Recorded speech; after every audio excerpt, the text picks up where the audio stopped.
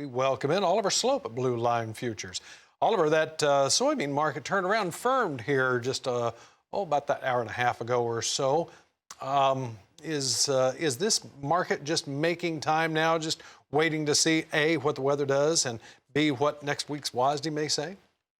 Well, we've had a heck of a run, no doubt about it here, really just over the last, 3 weeks or so, coming off those lows really well on the back of those weather concerns. And I think you're right, the market and market participants may be sitting on their hands ahead of the weekend, kind of waiting to see, what is ahead of us. And on top of that, we have a USDA report next Friday.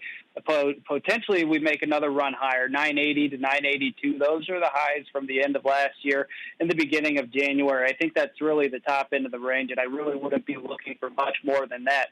And with that said, if you're a producer, I think this is a spot to be rewarding the rally. We're deeply overbought. We have the RSI reading near 80, which is in overbought territory and the highest mark for this contract. So I wouldn't be surprised to see the market maybe cool down and catch its breath, at least in the very near term. And if that does happen, if soybeans do roll over, I wouldn't be surprised to see that put pressure on some of the other grain markets, specifically corn.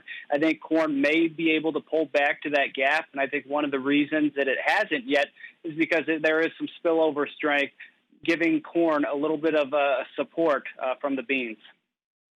Well, all of these markets have really had a run quite a bit here over the past week or week and a half or so, and you'd have to include wheat on that as well.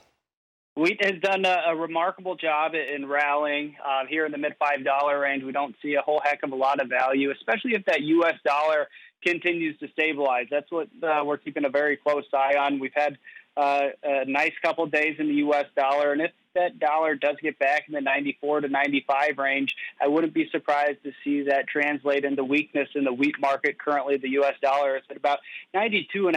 So if we rally another 2.5 cents there, I think that puts pressure on grains, and more specifically, the wheat market. That's the one with the bigger correlation to the U.S. dollar.